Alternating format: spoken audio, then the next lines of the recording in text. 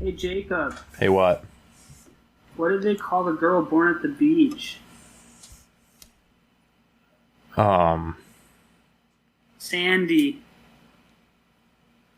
What did the beard say to the mustache?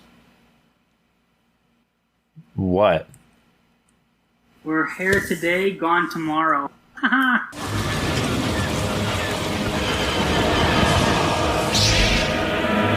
Hello there. Hey, I'm Jacob. And I'm Evan. All topics presented in this podcast are highly likely to contain spoilers. We tell you this as a courtesy to you, the listener, so that we may not ruin any movies or shows for you. Thank you for listening. This has been your spoiler warning.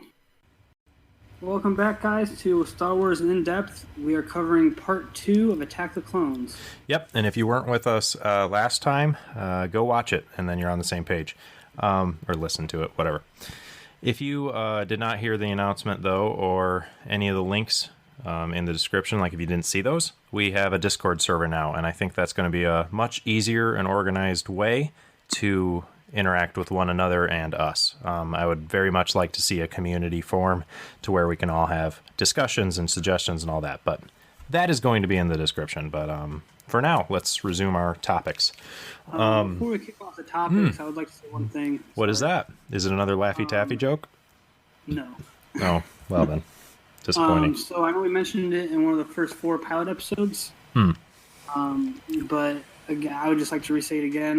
We are looking for a name audience, so Oh, yeah. any suggestions you leave down in the comments would be appreciated.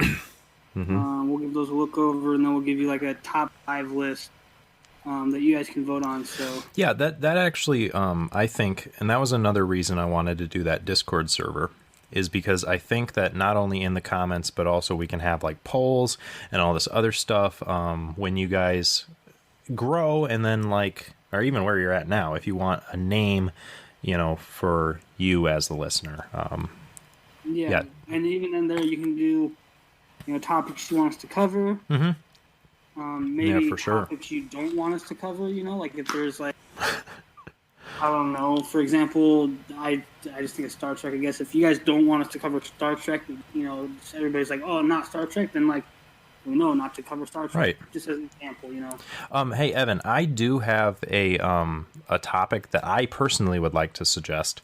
And this is an example. Like, you could comment something, and this is me telling Evan directly, but you could write this in the comments. It'd be perfect. Evan, I would like to do a very in-depth analytical view and research and just viewing party of Star Wars Resistance. I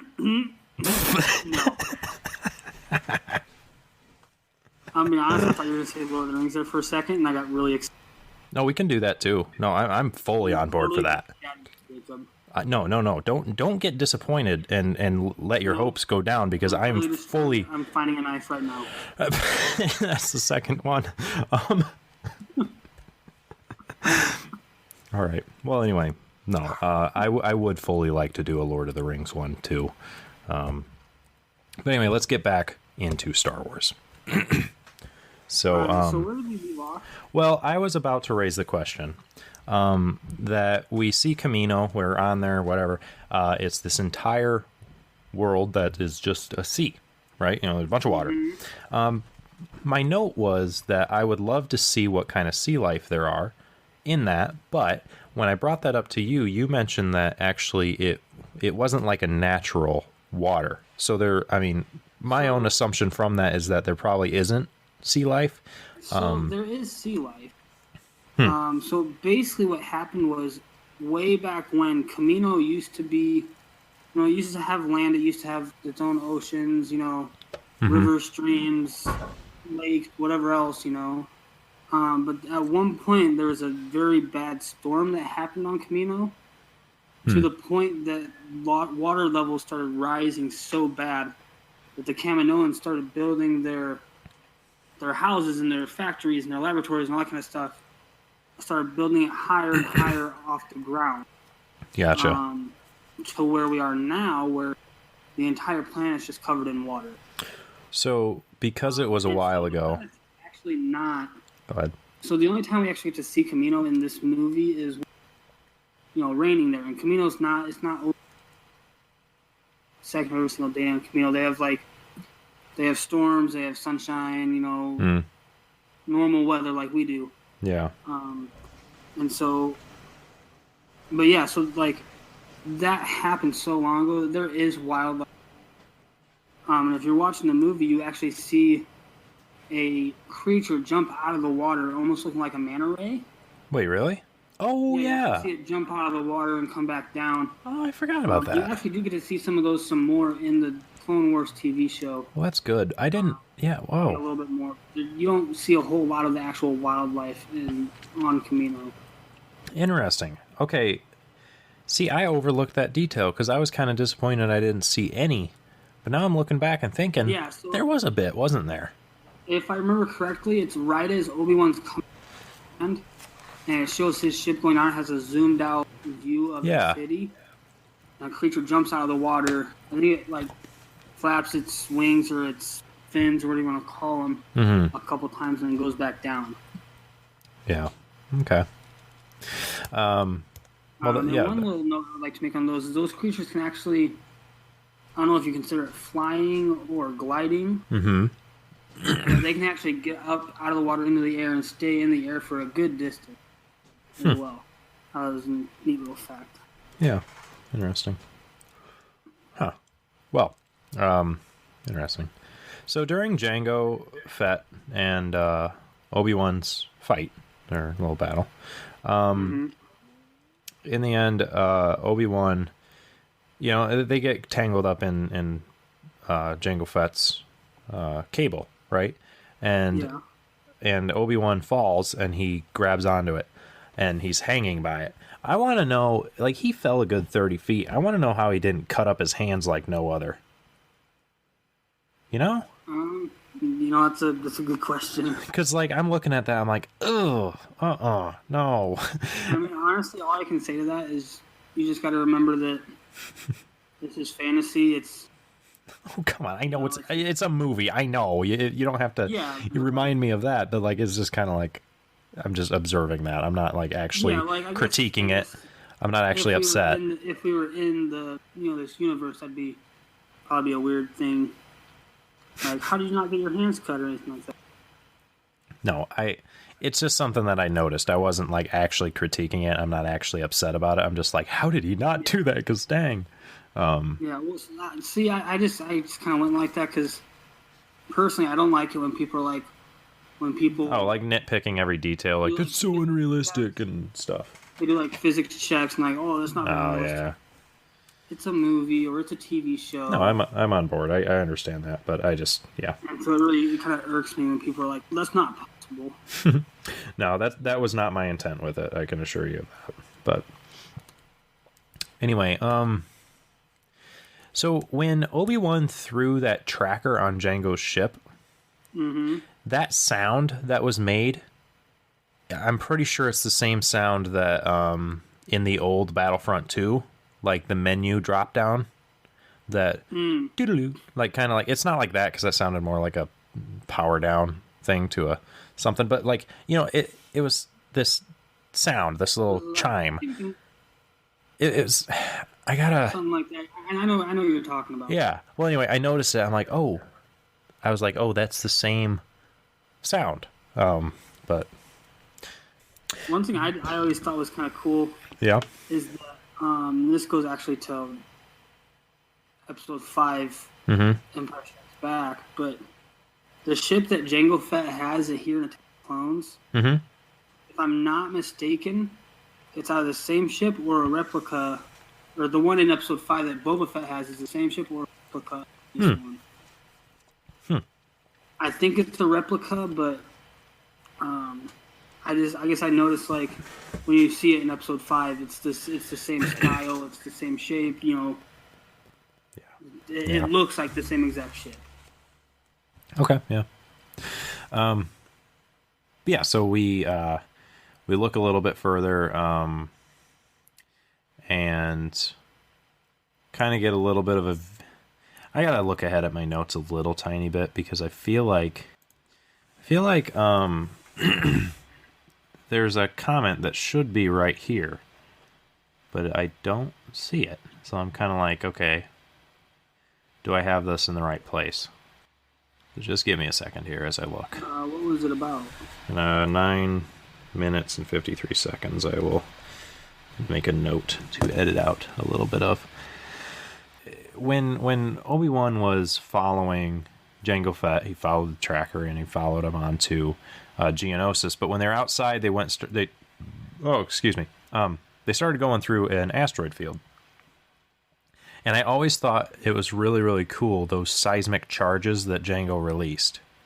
Oh, yeah. Where it was just like floating, hit, you see it, and then it's just like boom, and like just rips everything.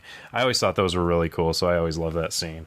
I like that scene really because like that's our first, our first taste in this trilogy, the prequel trilogy. That's our first taste of really any space like one-on-one fighter battle. Oh yeah, definitely on the one-on-one. It's like we get some space battles in episode 1, but that generally shows kind of a panned out. Yeah, it wasn't like the whole battle more or less, but this one's like a ship on ship. It's like a fighter on fighter type of battle, which I thought was really cool. Yeah, definitely. But yeah, anyway, so then we get on to Geonosis. And sorry, go ahead. it cracked me up because early on in the movie, Anakin makes a comment of, "Sorry, Master, I know you hate flying." Oh yeah. And everyone's like, "I don't hate flying, but what you're doing is suicide." Mm-hmm. And then it gets to this scene, and Obi-Wan's like, "Man, I hate flying." yeah, that was funny. I just thought it was kind of funny. But then they get to Geonosis, and Right.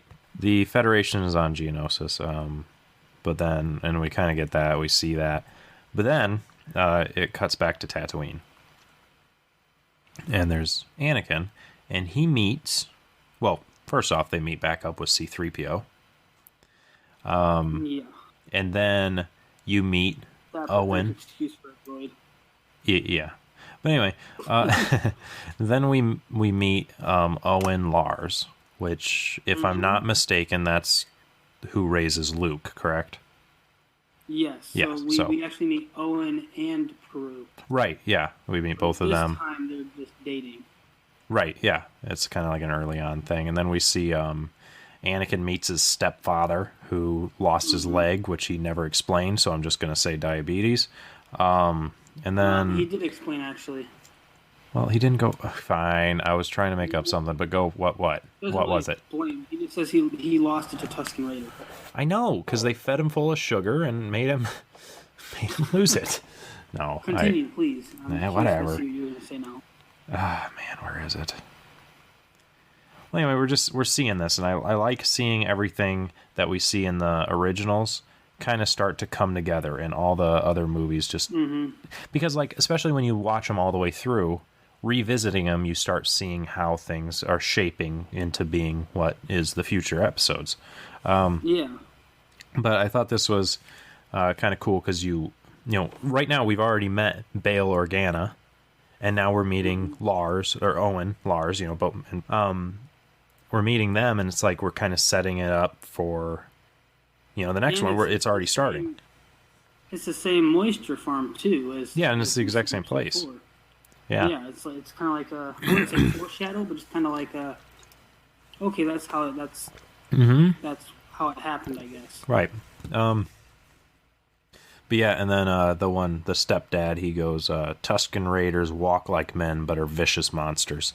And we had talked a little bit about what they were, and you said they're humans, but they are like very primitive and savage. I wouldn't say so much primitive, just very territorial. Okay. And so the Tusken Raiders, the entire planet, belongs to the Tusken Raiders because they were there first. Yeah. Well, so it's as we said, I think during the Phantom Menace, they're more shoot first, ask questions later.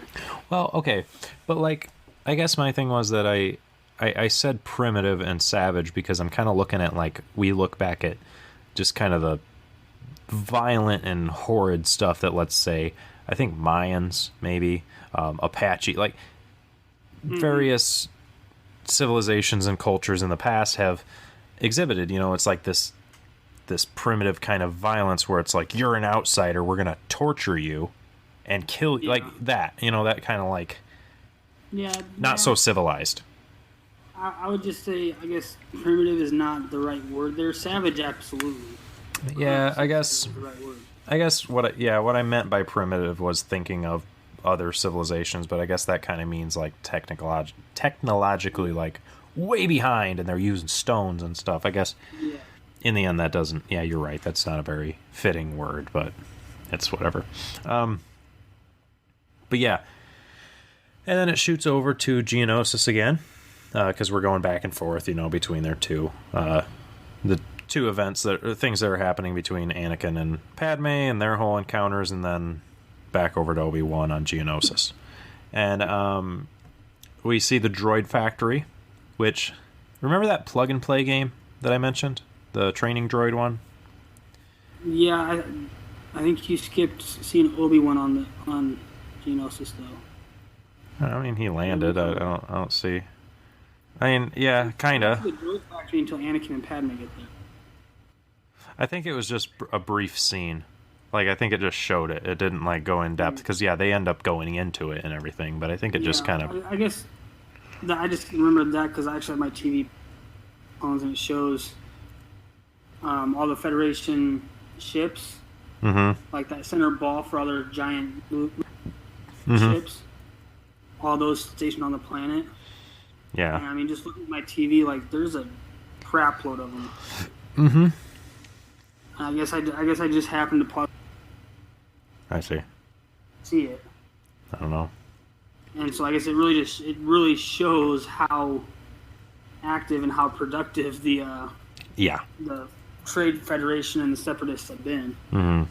Because in this scene alone, I see 1, 2, 3, 4, 5, 6, 7, 8, 9 right of them. Yeah. So, yeah, we on seeing the Federation and everything, there's like that circle table in there, and Count Dooku's there, and some other people are. Now, though in canon we don't necessarily see, I guess, like maybe do we see what Darth Plagueis looks like in canon?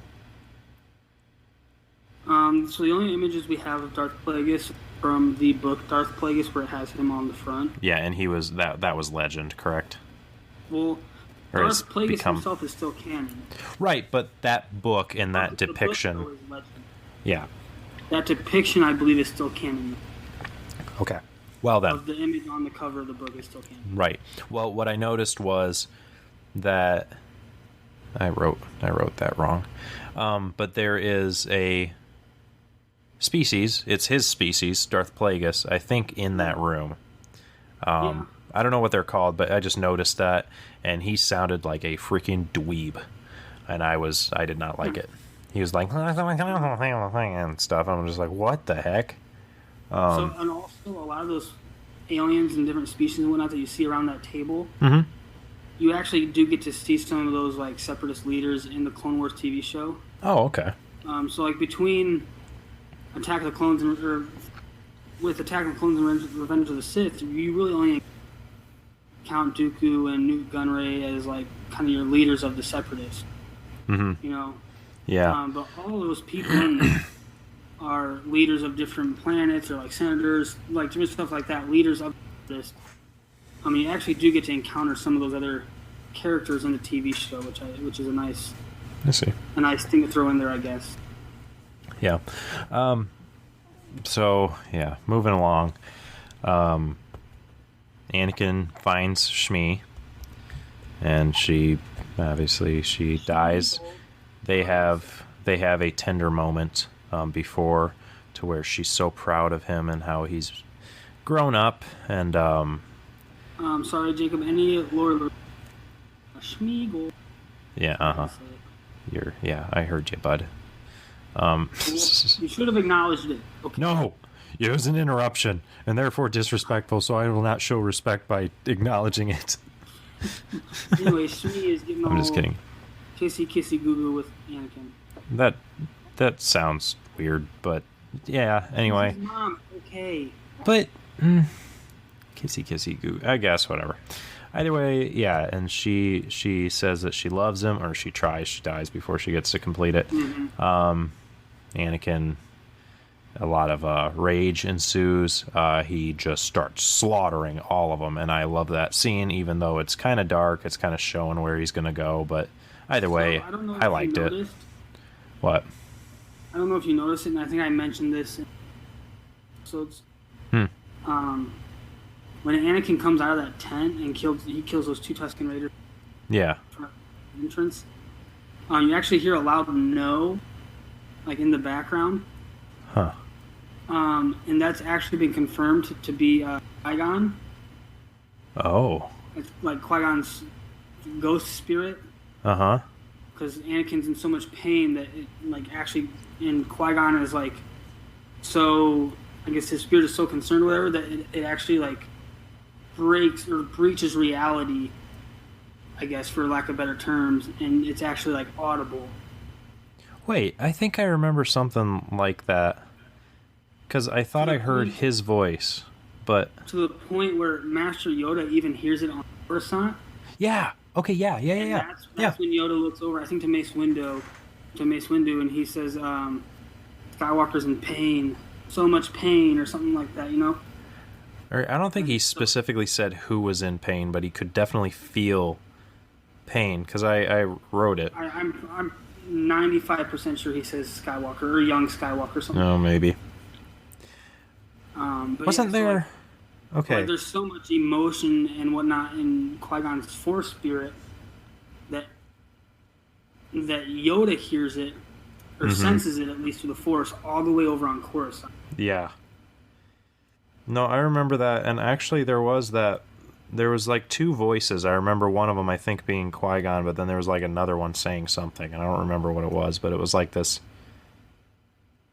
as he started killing him, I think was the place, but I don't recall what was all said.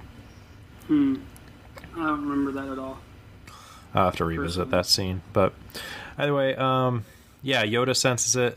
He says pain, suffering, and death. You know, he hears it. He feels that that's what's going on. Meanwhile, Obi-Wan's finding out where Anakin is, and he figures out that, well, he's not where he's supposed to be. Why is Anakin on Tatooine? Yeah. But anyway. Oh. And he interrupts the funeral. The funeral? Because Obi-Wan sends his message to Anakin. And it goes to their ship. But R2-D2, like, comes out of the ship to tell Anakin and Padme. Oh, right. Yeah. Right as they're finishing up the funeral for Shmi. Right. Freaking Obi-Wan, come on, work on your timing, man. Yeah. So, something in here... Our first glimpse to the droidicas for this movie as well. What was that? That's when we get our first glimpse of the droidicas. For this movie, yeah. Yeah. Because it shows that hologram of Obi-Wan sending a message, and it shows him Yeah, his lightsaber start blocking things, and the droidica walks in. You see it through the hologram. Mm-hmm. Yeah, I always thought that was a really cool scene. Yeah, so... Personally. Yeah, Anakin, he's stressing out. He's being a little whiny, emotional person again. This time, yes, reasonably. But he brings up that he has always been really good at fixing things. Mm-hmm. Now, this was pretty heavily emphasized here in the in that comic I told you about, in Obi-Wan and Anakin, because they like I said, there was this like these 2 feuding clans that they had kind of stumbled into, and they had figured out because they had a piece of an old droid, and Anakin just started tinkering with it, and he's like, I've always been able to fix things greatly, and like he's always had a skill for it, and he fixes it, and then they take him, and they're like, now you have to fix all of our droids, because they weren't droids, they were mechs. So then now these people have weaponized things that they can fight the other clan. But either way, it was pretty emphasized on... What'd you say? I said, damn it, Anakin. Yeah.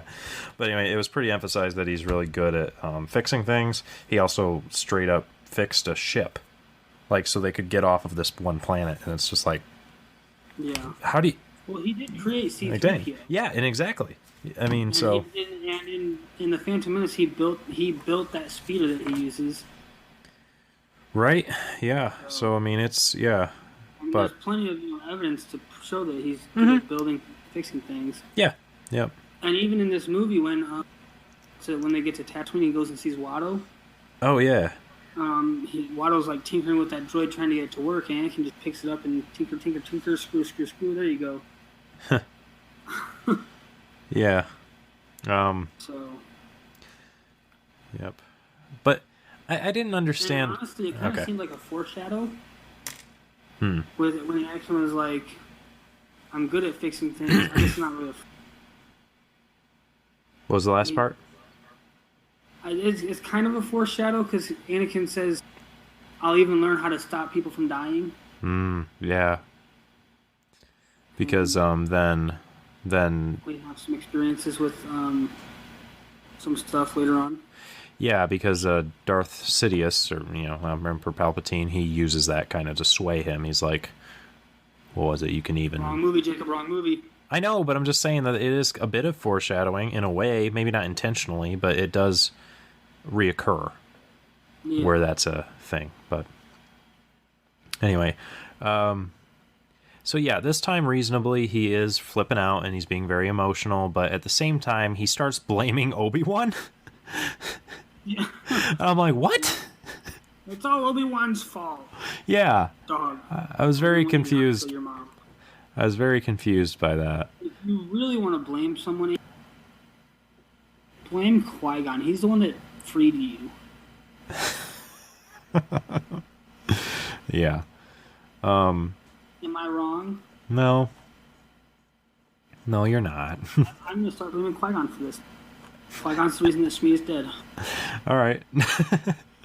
But anyway, yeah, Anakin gave into the hate. This kind of shows more of his emotional instability and kind of pushes for eventual dark side transference, But there was another thing. So I picked up on it. So Qui-Gon was Dooku's apprentice? Yeah. Okay. So that's interesting. Yep. So Count Dooku is Yoda's apprentice. Right. Qui-Gon was Dooku's apprentice. Obviously. Yeah, and I kind of pieced that together. Like earlier, it went Yoda to Count Dooku to Qui-Gon to Obi-Wan to Anakin. Yep. Like, and it was like, I kind of was able to piece together the lineage, and it's kind of cool. Although, I mean, honestly, Yoda's, like, every single Jedi is Yoda's apprentice. Yep, and yeah, and it's not like they're the person that solely trained them. It's just there was, because obviously Yoda had influence. They all kind of worked together in the teaching and stuff for the most part. Count Dooku was actually Yoda's apprentice. Oh, okay. Like, full-fledged apprentice all the way until Count... All the way up until what? All the way up until Count Dooku became a Jedi Knight. Yoda was his master, like, the master and apprentice. Yeah. I see. Yeah, so then, okay, so Darth Sidious is controlling the Republic. That was something I made a note on, and they said something similar. Republic, thank you very much. Oh, come on. Somebody said that. Darth Sidious is controlling the Separatists. Oh, maybe I wrote down the wrong thing, but either way, yeah. Yes, I know they're the same person. Yeah. Okay, whatever. Something that really upset me, moving on to when we see in the Senate, Jar Jar was pushing for Palpatine's power, and we've talked a little bit about what ends up becoming of Jar Jar, and this is a key element to that, but... I think that's the next episode. That's the next movie, Jake. What is? Him pushing for Palpatine's power? I'm pretty sure. No, that's this, because Jar Jar was giving a speech, and he's like saying how he thinks that Chancellor Palpatine is the best candidate for pushing to become. I don't know if he was going for like. Is that when he tries to give emergency powers to Chancellor? That might be it. I don't know, but I'm pretty sure that's episode 3. I don't know. But I wrote it down because I don't recall. Okay, so here's my knowledge of Star Wars isn't to the point where I'd be like, this certain event happened in episode 3, so therefore it's on my mind right now. Like, I wrote this down because I heard it and I watched it. So it is in this movie. Maybe my perception of what's exactly going on is wrong, but no, it just, he was pushing for some sort of higher power of Palpatine, whether it be emergency power to the Chancellor or promotion or just endorsing him. I don't know. But he was pushing for something. But my point with that is that he starts off by saying Dello Feligets. And I immediately was like, I hate you, Jar Jar. Because Write down this time real quick, because I'm just gonna watch because I have it on pulled up. Sure. Yeah, 31, 30, 5-ish. Quick Since I have it pulled up, I might as well check it. break. Yeah, should be slightly behind 1 hour and 42 minutes. It's like maybe an hour 30 in, somewhere in there. It's a Senate scene. Huh. It is in this one. Oh, yeah. Did you notice how he started? I was wrong. No, you're good. But did you notice how what he started that speech with? Dello Feligets. Dello Feligets. It just ticked me off. Yeah. I don't know why. It's just I was wrong. It's in Attack of the Clones. I could have swore it was in Revenge of the Sith. Huh. Yeah. Well, anyway. Meanwhile, in this, we end up seeing some people of a race that is, I mean, it's Greedo's race. I noticed those. But then Dooku mentions, and this goes back to Geonosis, Count Dooku mentions that Darth Sidious betrayed one of the Federation leaders almost 10 years ago. So that Federation leader was, oh crap, I forgot his name now. The dude, the Master Sifo Dyas, right? Like, that's who he would be talking about, probably. That he betrayed? Yeah, because Dooku just says that Darth Sidious betrayed one of the Federation leaders almost 10 years ago. Now, I'm wondering if it's either Plagueis or Sifo Dyas. And I don't think it would be Sifo Dyas because Dooku killed Sifo Dyas. Oh, crap, yeah. I overlooked that. So it must be Plagueis, wouldn't it be? Or is it... Because, like, it's just a weird detail to include. Yeah, my thinking was off there. Yeah, Sifo Dyas was Count Dooku. But, yeah, I noticed that, and I'm kind of wondering if that's who it was. But, they mentioned that, and I'm thinking, roughly 10 years have passed since the Phantom Menace, maybe a little bit less than, somewhere, I don't know the exact time gap, but it was around Phantom Menace, if not a little bit before that Plagueis was killed, so I kind of wondered. Yeah. But anyway. R2-D2. It shows him, and he's making little noises, and the subtitles usually say beeps, or beep beep boop, or whatever, to correlate with his sounds. Yeah. He made this one really weird sound that he makes a lot, but the little caption titled it says raspberries. Like, that was the verb that they used. He just did that. What? It says raspberries. Like, that's the term. He raspberries. He whatever kind of sound. Huh. And that's what they used for the captions. It was kind of weird. That's weird. But anyway, yeah, now we're in the droid factory. R2 and C-3PO kind of stumble across it. And then C-3PO's like, oh my, and he's like looking down and he's like watching, and R2 freaking pushes him off. R2 is a savage, dude. R2 is a little jerk. First, remember the first episode? And so many times in the movie. What? R2 will do his beeping and whatnot. Uh-huh. And C-3PO will do something along the lines of like, that's inappropriate. That's rude. So I just imagine that R2 is like cussing up a storm. Yeah, he's just saying some like really racist stuff. Like, Jesus. Yeah. No, they're just walking along, and then R2's just like beep beep boop boop boop, and the translation's like, actually, Geonosians shouldn't even have left the railroad or something, and C-3PO is just like, geez. Or like all these huts should just go back to their country. It's just like this horribly racist stuff. And So real quick, Jacob. yeah, what's up? When you mentioned that Darth Sidious betrayed someone, Oh yeah. he betrayed Newt Gunray 10 years ago. Oh. That's who it's referring to. Oh, okay. Because Count Dooku says the Darth Lord was in league with the leaders of the Trade Federation, but he betrayed them 10 years ago. Oh, And that's when he went alrighty. to Count Dooku for help. Them not knowing that, I'm not sure if they knew or not. Maybe Count Dooku's just, making Yeah. this up. Okay. But Gotcha. Okay. I would assume that they didn't know at that time that Count Dooku apprentice. Yeah. Okay. Well, yeah, but anyway, just R2-D2, dude. I mean, he first sacrifices his fellow mechanic droid. Oh, goodness. His mechanic droids, in episode 1. And now he's just sitting there trying to off 3PO. Like, what the heck? Yeah, he's a savage, man. Yeah. It's also in here that I remembered the Geonosians, which, by the way, sounds like a Pauline epistle. But anyway, the insects, their race, the Geonosis race, the little buzz things. I don't like them. But yeah, it's just, I'm sorry, but Geonosians, it just sounds like it's like the book that comes after Colossians. It's like one of the letters of Paul, Oh, Jacob, just wait. Once we get to the Clone Wars TV show, you'll see more Geonosians. Oh, great.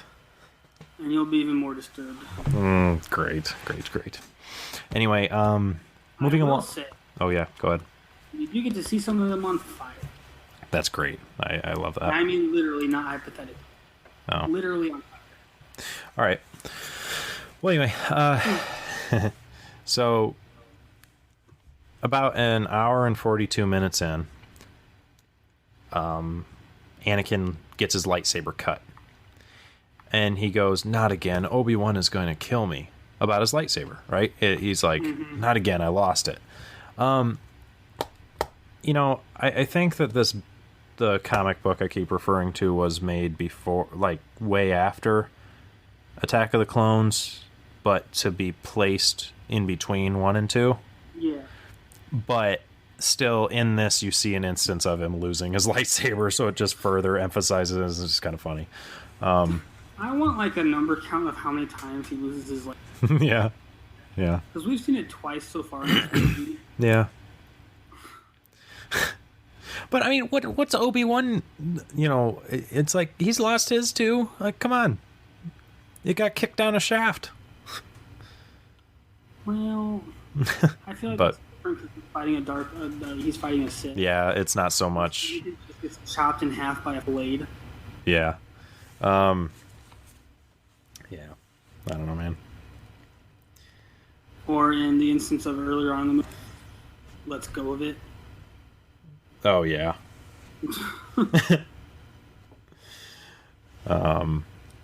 So anyway, moving along. Right after this is so we see the entirety of the droid scene, the droid factory scene. And I guess I don't have any notes on that, but it was just kind of a cool scene, whatever. I thought it was funny that C-3PO gets his head knocked off.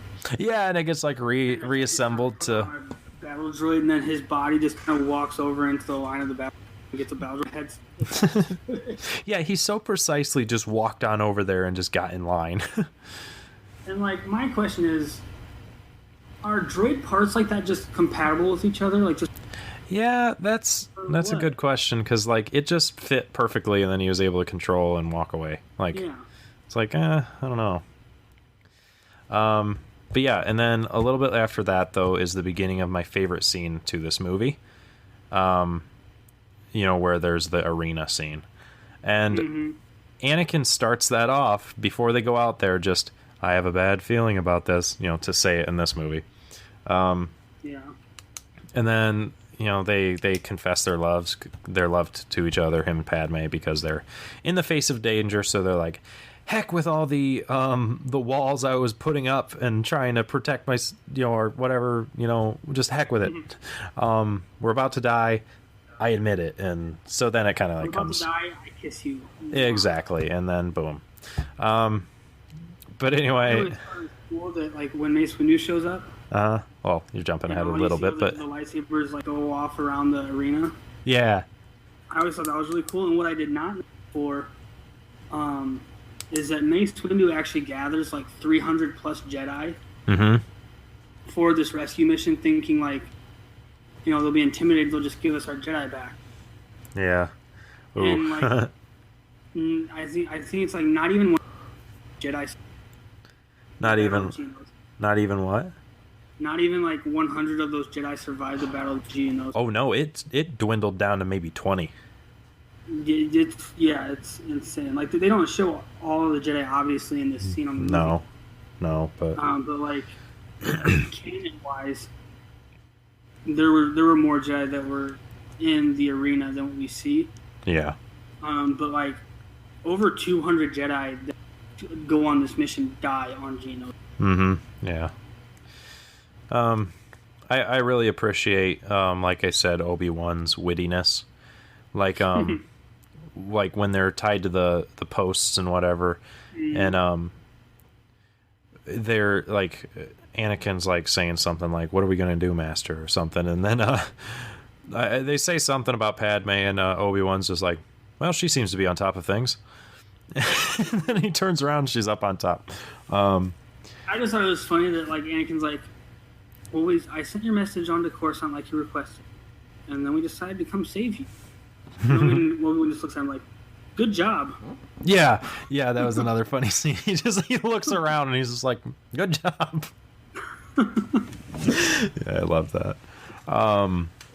There are many reasons why Obi-Wan is my favorite character in all of Star Wars, and that is just one of many. Yeah. Yep. Same. Though I don't have as much material to work with as far as finding new memories, like memorable moments to where I, think that, because I have not seen the Clone Wars yet. But hey, we're hitting that next, so I'm excited. Oh, dude, he gets savage in the Clone Wars. I believe it, dude, and I'm very much looking forward to seeing it. Like, I'm just gonna say this, and to everybody, to go for it, but it's gonna have a few spoilers. Yeah. But go onto YouTube and type in Obi-Wan Kenobi, Master of... I can't think what it is. It's like Master of Savageness or something like that. And it is a 20-minute long video of all the different witty, savage remarks that he has within the Clone Wars TV show. That's great. And it's so funny. Yeah, I'm looking forward to that. To watching the show, because like aside from those 4 episodes that you showed me, I have not seen any of it. So good.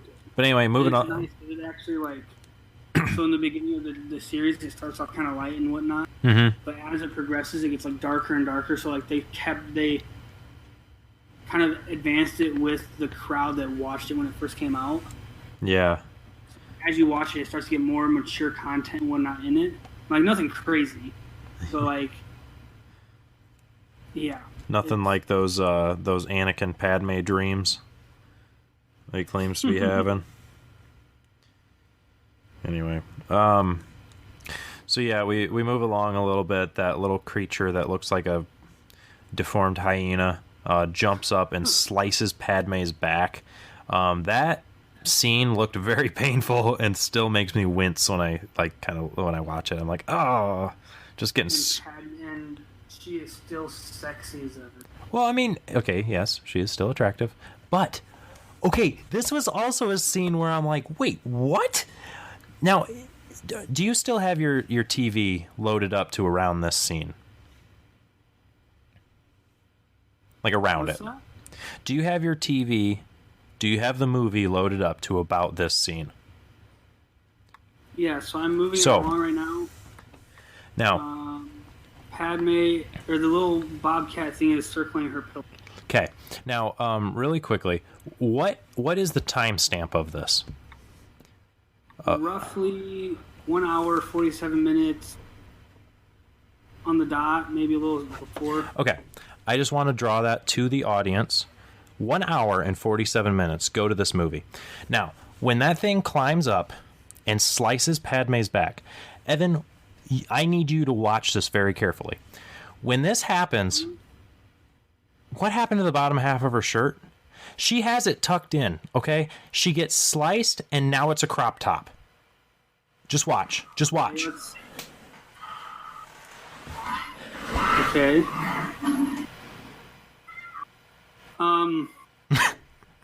Oh. So, and I actually saw this. I literally just saw this. Uh-huh. When it slices her, Yeah. 3 of its claws catch her back, and a 4th claw cuts off the bottom half of her shirt. But how? And you actually see it flying off down as the. Oh, do you really? Back down. Yeah, it's actually there. Oh, okay then. All right. I kept rewatching that. I would never have noticed. Yeah. Well, no. Okay, so I just kept rewatching it. I was like, I watched it 5 different times. I'm like, where did how did that cut the front of her shirt off? Like, because it still didn't make much sense to me. Like at first, by like watch through 4, I thought, okay, maybe it just because it was tight, like it was a tight shirt, it was pulled down. Maybe it got it just snapped to around her waistline, and I looked for that and I didn't see that. And I'm like, what the heck is going on here? And I still don't fully see. Real quick. Yeah.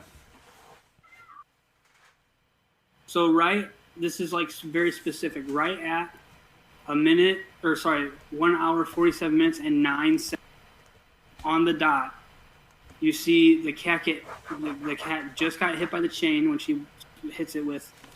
Is going back down, and to the left of the giant cat thing, you see part of her shirt fluttering down. Okay then. All right. So that was clarified. That I'm very glad that you were able to note that, because I'm looking at it, I'm like, this is weird. How did it do that? Because because I watched it through and I didn't think anything of it, and then I start seeing her and I'm like, wait. Now she only has half of a shirt. Didn't she just have? And I had to rewatch it a couple times. But okay, well, yeah. I'm gonna have to rewatch that then, and I'm gonna try to see that, because that's interesting.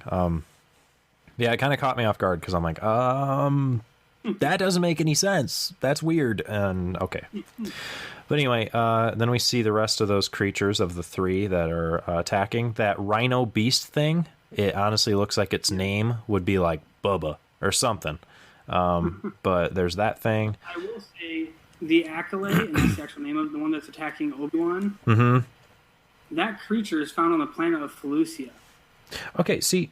Oh, yeah. That thing. So how in the world did they get that to Geonosis? I don't know, man. Were the other 2 animals, were those found on Geonosis? The rhino thing? Okay, well then I guess they just outsourced. I guess some dude had an exotic animal collection. I don't know. Out of the 3 of them, the rhino, I would say, would be the only one that might be from. Yeah, it kind of seems like it would probably be a desert roaming kind of thing. Yeah. But yeah, I don't know. I did recognize that. I'm like, those things are on Felucia, because I remember on Star Wars Battlefront 2, the original one, the Felucia scene, we had to fight them, and I always got killed until I started using the heavy gunner trooper thing, and I shot missiles at it and killed it. I remember that. But anyway, moving along, Mace Windu shows up. It's about to go down. Yeah. And then, all the Jedi showed up. 1 hour and 52 minutes, roughly. I love that scene. C-3PO's marching and just I have no idea what is going on here and stuff. And then he just starts. At one point he's die, Jedi dog. Yeah, he starts spouting off stuff, and he's just die, Jedi, or something. He's like, oh my, he's like, why did I say that, kind of thing. The droid head that's on his body is I must be malfunctioning. Something is wrong. I'm moving slower than I'm supposed to. Yeah, yeah. I always thought that was funny. See, that thing has has upheld its humor to me, because like I said, with the whole like Jar Jar thing, like I remember, or no, the Boss Nass thing, the like that thing, I remember being funny, but now it just irritates me. But whereas this scene with 3PO getting his head switched, that used to be funny to me, and it still is. Like it's upheld its thing. But anyway, yeah, right around here is where you see that guy from that temple scene that I mentioned, the dinosaur looking dude that was alongside Ayla, whatever her name was. Anyway, that's when you see him get shot by Jango Fett. He gets killed. Also, I noticed, okay, so Jango got his jetpack back. He must have had, more. Must have had a spare. They must have had one, because he now has it. Because I remember on Kamino it flying away and blowing up. But he's got another one. He just found all the pieces and put it back. I guess, maybe, yeah. Maybe he's kidnapped Anakin and had him tinker it together. I don't know. Yeah. Anyway, sounds right. Yeah, about 1 hour and 46 minutes in. That doesn't sound right. Maybe 56. I don't know, but Jango Fett is beheaded. We also see R2 roll over to 3PO and just rip his head off and just pull it away. Savage. And then I really appreciate puns, and I really liked this one by 3PO because he's getting his head dragged away by R2, and 3PO is just like, "Oh, this is such a drag." I thought that was funny. Yeah. And then the Jedi start losing. And yeah, and I saw that, and I did make note of that. Like, they all are gathered towards the center of that arena, and there's like maybe 20 of them. And I'm like, oh, wow, that number really thinned out. Like, there was a ton of them, and now it's like down. I actually noticed a couple, because I've watched this I don't know how many times, but I noticed that, because it shows some Jedi being led back in a circle with the of them. Mm-hmm. And that's actually Ki-Adi-Mundi, Plo Koon, and I want to say Aayla Secura. Yeah, there were some notable ones. There was also I can't think of his name. I don't know if Kit Fisto was there, actually. I thought he was. Kit Fisto was there. Okay, yeah. Because he's the one that uses the force push on the droid with 3PO's head. Oh, okay, yeah. He uses force push to disable that droid. Yep. But yeah, and then the clones show up, so we get to see. Go. Oh yeah. So sure. I just want to say, Mace Windu is just like, because Count Dooku's like, surrender and your lives will be spared, and Mace Windu's just like, yeah, we're not surrendering. You'll have to kill us. Yeah. We're not your bargaining chips. You have to kill us. Yeah. And then I feel like Count Dooku was just kind of like playing theatrical and was like, so be it then. Like, kind of disappointed. Yeah. And then oh my god, my favorite characters in all of Star Wars besides Obi-Wan, the amazing clone troopers. Yep. Yeah, they come in and just start ripping. Every time I see that scene. You what? I'm not repeating what I just said. I think I recognize what you said now. You listen to the podcast to hear what I just said. What'd you say? I'm not saying it. No, I mean just now. Like, I'm not asking you to repeat it, but I'm asking what you just now said. If you want to know what I just said, you're going to listen to the podcast. All right. Well, I got to edit it. I might as well. I'm just going to make a quick note of 54 minutes and 35 seconds. Evan says some shady stuff. You're not wrong. Question mark. All right. I'll just make note of that. But either way, yeah. And then here's something I noticed. When they're all leaving, they just straight up left R2 and 3PO. Yeah, no one cares about them. Well, but then like later on, they're back. Like they're at Padme and Anakin's wedding. Yeah, they must have realized after the battle was over, like, Anakin was probably like, wait a second. Where's R2? Yeah. And no one remembered 3PO, but they just happened to be together. So yeah, so, yeah. That's how I imagine it. Yeah, that sounds good. I remember making a note where I was like, man, I really wish there was a scene about the clones fighting all these droids, and I haven't seen Clone Wars, but maybe it's in that. I completely forgot about the scene here where they're all fighting. Like there's red lasers, there's blue lasers. It looks awesome, and I'm completely forgot about it. I have it paused right now. I'm seeing green lasers. I think there was some green lasers The green too, lasers but are coming from like the turrets on the gunships. right, yeah. But like the majority of it between the gunfire is red and blue, I thought. But yeah, there's definitely some larger guns there. But anyway, just getting to the end. But I'm on the last half page of my notes. We're at 56 minutes. So it actually kind of sums up and gets ended fairly nicely as far as time, unless we rattle on. Yeah. But anyway, I think that this is the first time that we hear that other Guppy speak. Because I remember he started talking. I'm like, what? That's a weird voice. I haven't heard that before. I don't remember him speaking. Maybe he did, but I just, yeah. Yeah. And then, though, they were like, if they find out what we are planning to build, we are doomed. And he shows a little hologram of the Death Star. Yeah. The first one, obviously. Before that, though, it just cracked me up and kind of disappointed me at the same time. Oh? Is when the clones first land in the arena to pick up all the Jedi. Yeah. There's one clone that just hops off on the gunship and starts going to town. Yeah? And you never see him get back on the gunship. You die. Oh. And every time I watch this movie, I'm like, dude, you're gonna get left behind. Get back on the ship. What are you doing? No, go backwards, not forward. You're going the wrong way. Yeah. Every time. So yeah, so we do see a nice little hologram of Death Star. Yeah. And then, honestly, okay, so I feel like Anakin...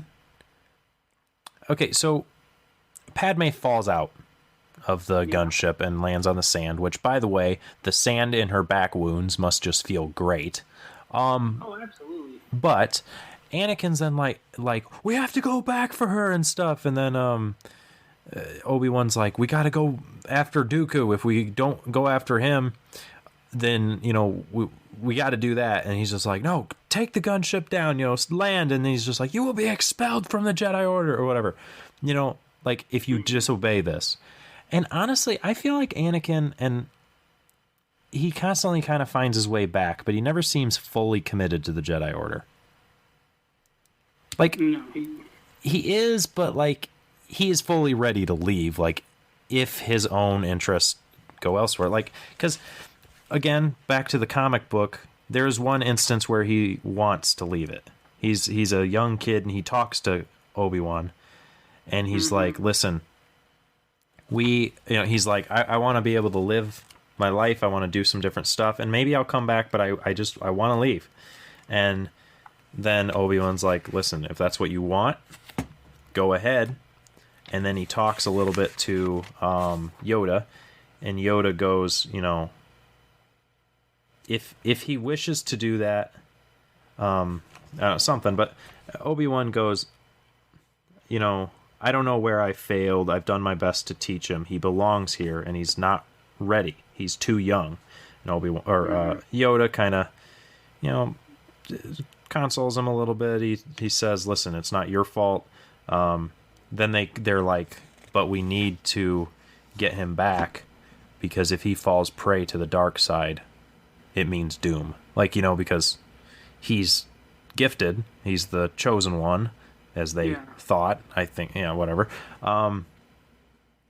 And anyway, so he's like, how about you take him on this mission and see it, and when we get back, when you get back, see if he's still wanting to leave. And so they go on the mission, and they get back, and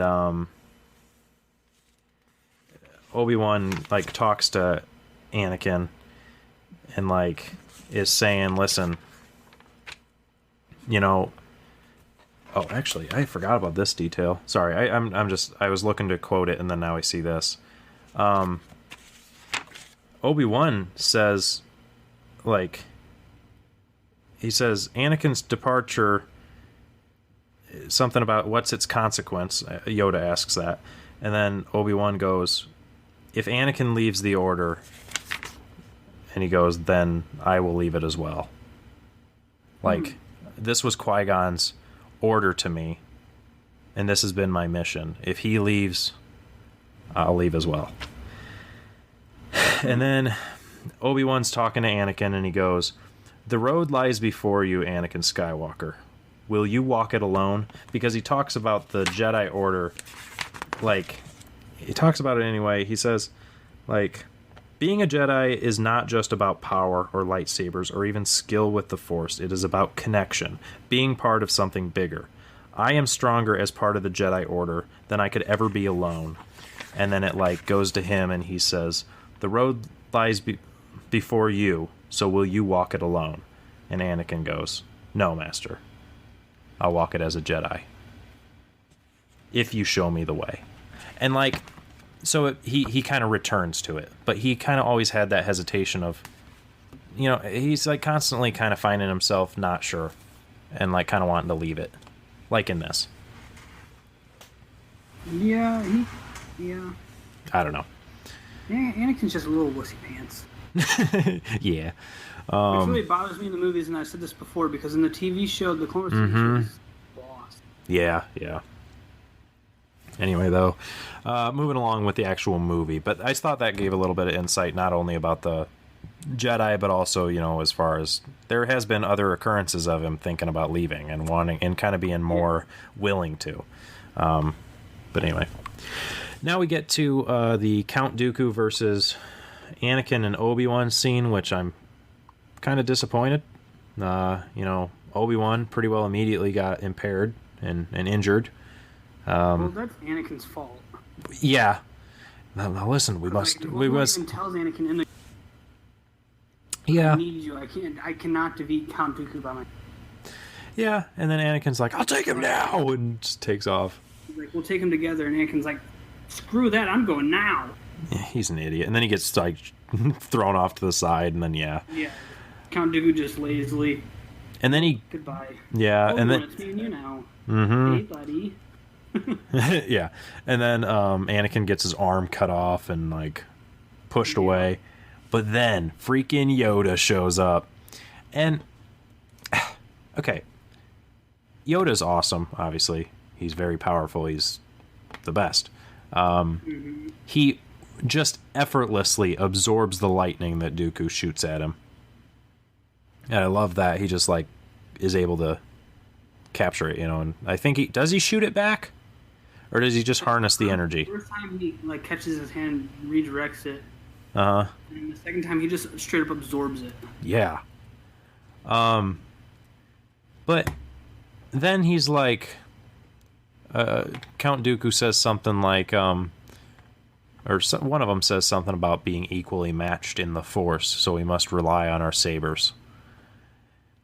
And then... Yeah, Count Dooku says this contest cannot determine Force. Our skill with the lightsaber. Right. I think it can be determined by their knowledge in the Force because so much more knowledge. Well, yeah. I don't know. But, Yoda played pure defense in that Force contest. Just redirecting everything that Count Dooku threw at him nonchalant. Yeah, very, very, yeah. But yeah, so then I made the note. I really like how Yoda stumbles around like FDR, but then when he pulls out his lightsaber, he just is a total boss. Oh. Like, he's stumbling around, and he's just like, I am but an old man, and then he pulls out his lightsaber, and he's just like, you know, and like freaking goes off. Yeah, I don't know either, but yeah, freedom. Anyway. But yeah, and it's just I thought that was funny, but he was really good. He's flying around and stuff, and then he says something eventually like my own Padawan. I don't remember the context, but I wrote that down because Dooku was Yoda's Padawan. But he says something like you have fallen far, or like you have gone. I don't know. Like you're not as powerful as you think, my Padawan. I'm like. Mm-hmm. Yeah. And then, yeah. So, it was kind of interesting because it's like Count Dooku does not seem like a good fighter. Like he's not very aggressive, but he almost effortlessly like defeats them. Yeah, so when Count Dooku was part of the Jedi, he was known as one of the best lightsaber duelists of the entire order. So like he has plenty of skill with a lightsaber. Yeah. It's just funny how it like That's seems. why he so lazily beats Anakin. Uh-huh. Like, because obviously he's good, but there's no energy to it. He's just like, okay. Yeah. Like, it's just kind of funny. Anyway, and then, so that goes on. I've got 3 more notes. I did notice, though, Literally 3. Mm-hmm. Right, I guess not every time. After Count Dooku flees, Yeah. and Padme shows up in the gunship, Mm-hmm. the clones, it shows Padme, like, coddling Anakin and hugging. Yeah. Obi-Wan and Yoda are just sitting there, like, casual, like, yeah, that's totally normal. His arm's off. It's cool. Yeah. Yeah. Like, oh, we shouldn't be concerned about that at all. They're just friends. Mm-hmm. Yeah, really. Anyway, so then next to the end scene, which the very ending scene is Padme and Anakin's wedding, I believe. Yeah. But the scene preceding, it shows Bail Organa, and next to him there's one of those Greedo race characters, and I almost wonder if it was Greedo. No. It's not.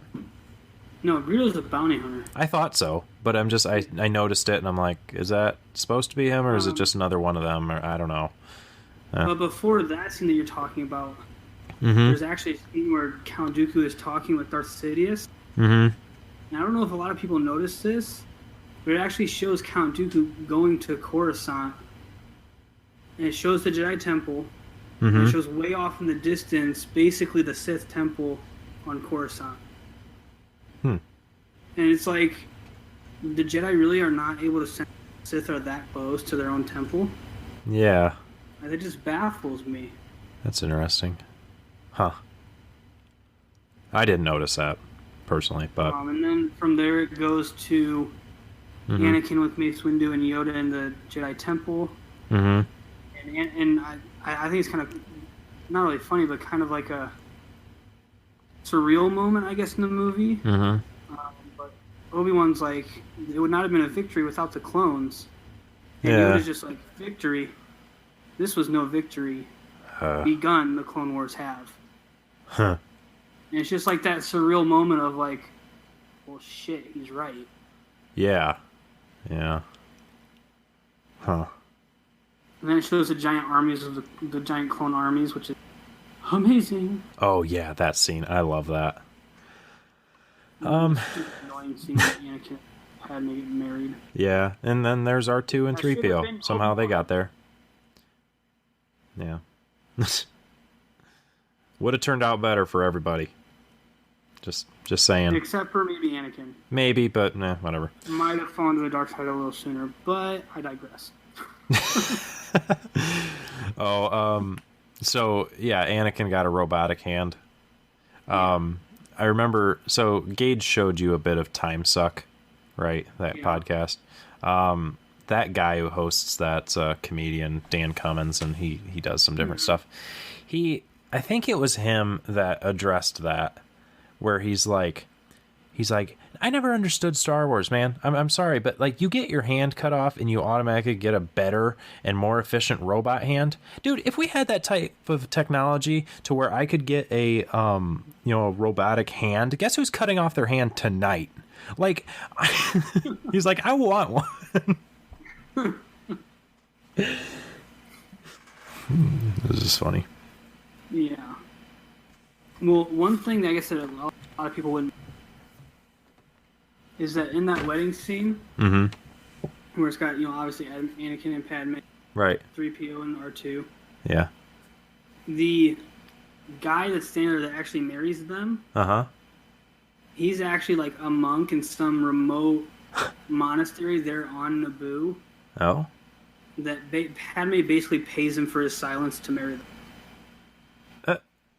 So he does it, but then she pays him to not tell anybody. Yeah, basically. Interesting. Yeah. Hmm. And it shows their kiss, and I just want to be upset. Just not Obi-Wan.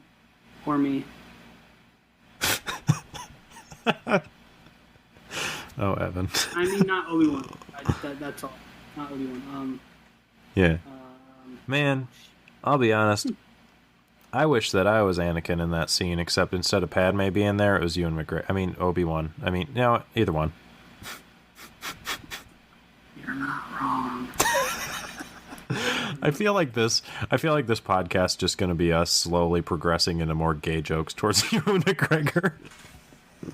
God, I so hope that someday he just... Like, I hope someday this podcast gets so big and it's about Star Wars and Ian McGregor's like, I was in Star Wars, I'll check it out. And he gets this episode, he's like... We're just talking about making out with him. He's just like, what? It'd just be funny if, like...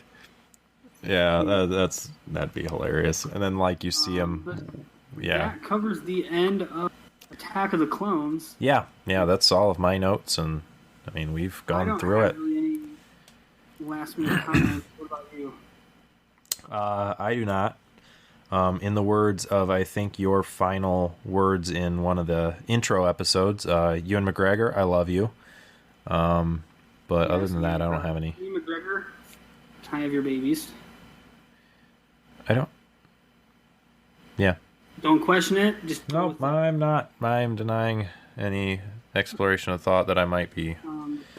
So yeah, I guess that ends this episode. We'll catch you next time, starting on the Clone Wars TV show. Yeah. Still working on how we're gonna break that up exactly. Yeah. Not sure, but yeah. Thanks for joining us. Peace. Deuces.